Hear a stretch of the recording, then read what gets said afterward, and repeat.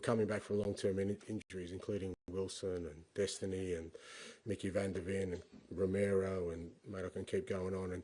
And we had to use games where we needed those guys to play, because otherwise, if I just kept playing Brennan, we'd be at the point now where someone like Wilson or even Destiny or these guys would have had no game time, and we may need them. So it wasn't about just leaving Brennan out because, you know, he wasn't performing.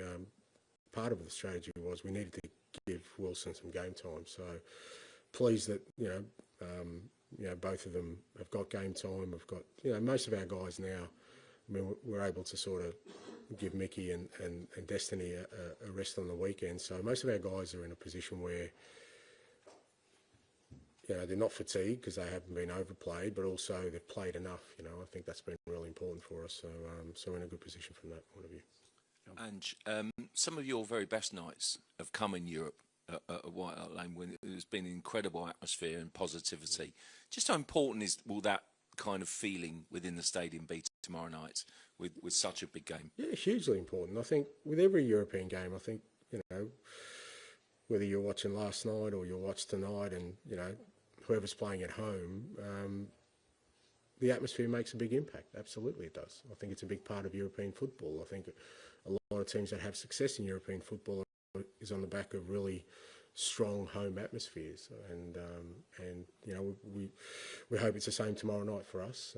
We think if we can get the crowd going tomorrow night, and we've had nights like that this year. European nights have been good. You know, the semi-final of the Carabao Cup, the first leg against Liverpool, was really good. So we need that tomorrow night, because it's I think in European football, it's a big part of sort of helping what are always tight ties, you know, for clubs to get an advantage. And this competition generally offers you such a brilliant opportunity, doesn't it? I mean, you know, it must be one against this huge opponent like this that you want to save, that the players want to save. Yeah, like I said, I mean, I'm not sure how many times a club's been in quarterfinals of a European competition. So I think every time you get in there, you don't take it for granted, and you want to make the most of it for sure. And you know, it's going to be a tough game tomorrow. Frankfurt are a good side, going well in the Bundesliga. You know, they've got a mixture of some real exciting young players, but also some experience in there, and it'll be a good challenge for us. But I think when you get to the last stage of a European competition, I think, you know, that's what you expect to face, and looking forward to it. George. And you mentioned how long it's been since Tottenham won something. There's so much at stake for this competition, Champions League. Now you're in the last stage. Just how do you go about changing the mentality of the club that winning something becomes normal, particularly this season? Well, you know, we're still a little bit away from that. You know, it's only the quarter-final stage, but you've got yourself to a position where, you know, you have an opportunity to progress, you know, to the final stages. So it's just one step at a time, and the most important thing is that tomorrow night, like I said, we focus on having a strong performance at home. You know, make sure that, you know, we play the football that we want to play, and we've tried to play. You know, I think we're slowly getting ourselves back into that sort of ability to maintain the levels we need to on a more consistent basis with the players we've got available. So that's got to be the focus. How do you think the team's done since you've had more players back? Have you been happy with what you've seen over the last 6 or 7 weeks? Oh, I can assure you it hasn't been 6-7 weeks, but anyway, I think we've been okay. But again, it's been disruptive because, like I said, we've had to juggle getting players game time with, you know, also resting some players at different times so that we can get to this position where, you know, we've got a fairly, you know, fit and strong squad to tackle what's ahead. I thought first half on the weekend was really good. I thought there was some real good signs both with and without the ball that, you know, the lads are getting stronger in the areas we need them to. Thank you. Tom. You answered Dan earlier talking about how people turn gold into crap at the moment. There's a sort of sense of frustration at the moment in the last few weeks, what you were saying the other day about being on the lone voice, speaking up for Spurs. How much is there anger in the dressing room wanting to prove to people this season with this particular game that the team still is strong, still is fighting, and a quality side? Look, I think that feeling exists, but not because of that. I don't think they want to sort of prove it. I mean, like that, and I don't think that's kind of a healthy motivation to have, because ultimately you can't win that contest. I just think we're in that position now where, as I said, even the good stuff we may do is going to be turned into some sort of half glass full kind of rhetoric. So from that perspective, I don't think we can. Am I interrupting somebody at the back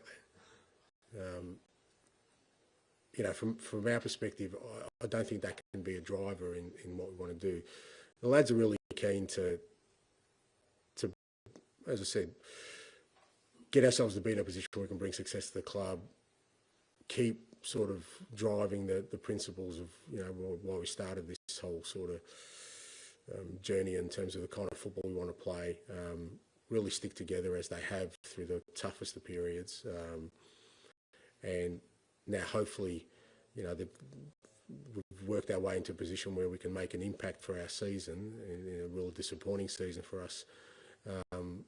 I just think there's a real determination to take the opportunity that they've earned up until this point, rather than, like I said, I just don't think you can win that argument of convincing people. I think even if I think John wrote, even if we win it, I'm gone anyway. So, that's I'm not saying I'm going to go you. That's just, I think, the general sentiment of people. So if you're trying to use that as a motivation, you're not going to win that anyway. So there's got to be something more in it for us. And for us, what the most important thing as a group is that, like I said, we've been through a really tough time, but we're still in a position where we can make an impact. And you don't know how often you'll get in those opportunities. Like I said, we're in a quarter-final. I don't know how many times the club's been in a quarter-final of a European competition. Well, you don't want to let that sort of slip you by, or have the wrong sort of mindset going into it. So, I think the players are handling it well in terms of how they're trying to embrace this challenge of, you're going to face a top team, but, we have the capabilities to overcome that.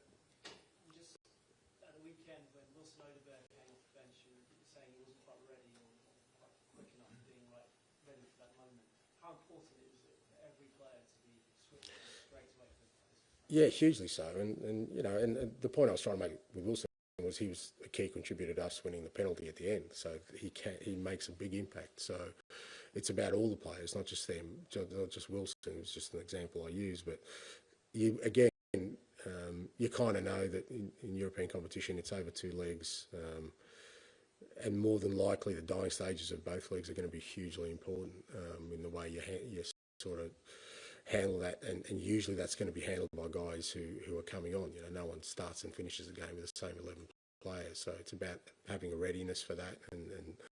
And I said at the moment, like, we've got some really good options off the bench, and I want the guys to be ready to not just come on and sort of play their minutes, but come on and really make an impact. Because like I said, he's the one that won the ball for us for Brennan's penalty, and that's the kind of impact we need from the whole group now, because it's going to take the challenge of the whole group to overcome. If you could pass it down to Ali, please. Thank you. You're always very proud of the coaches you work with going on to become managers. What do you make of Chris Davies and winning promotion at Birmingham? Yeah, delighted for him. Really enjoyed working with Chris. I mean, he was only with me for a short time last year, but really enjoyed working with him. He was a big part of sort of what we built last year. From we had to sort of, it was ground zero in terms of building a whole sort of football program in a different direction, and he was a big part of that. And delighted for him. It's always your first job is pretty important when you're kind of trying to embark on a career as a senior manager, and he's done brilliantly well, which is not surprising. And I'm sure there's more to come from him. You're used to chopping and changing staff and going in with a whole new staff. How did you mitigate kind of losing, I guess, the consistency he would have brought you as assistant manager in your second season? Well, I think there were still other people within the Wellesley and Meso and Millet who were with us, Birchie. So it wasn't that disruptive. And like I said, we were still very much. It wasn't like, I think it'd be more difficult if Chris was with me for 10 years and then he moves on. But I mean, the reason I kind of haven't had sort of a group of people is that, you know, that's an easy one for us to sort of travail, because like I said, there's a consistency in message with all the sort of staff I have. And you know, like I said, he was great with us last year, and I was more than pleased for him to sort of take his opportunity, and he's done well with it. Last one, please, George. It's obviously been a tough season, a tough time for the club and for yourself, and what you mentioned, the speculation around your job. How much has this competition kind of kept you going as a chance to, no matter what happens, leave your mark on this club?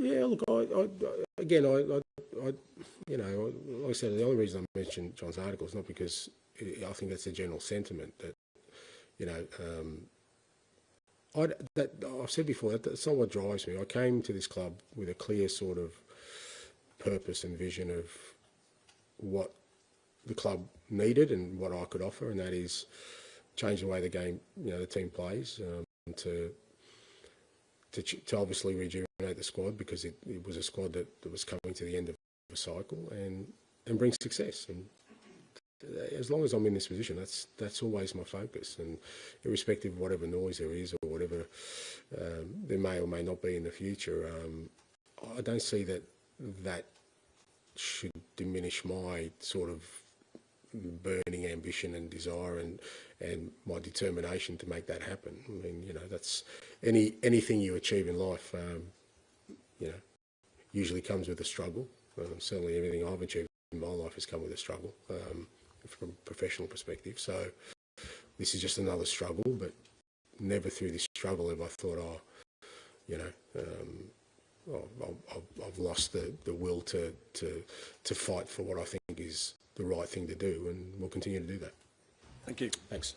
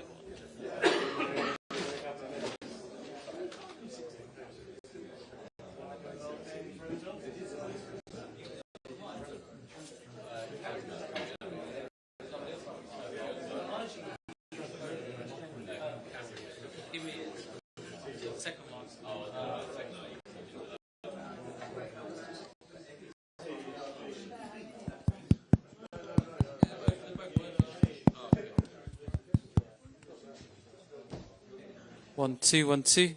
1, 2, 1, 2.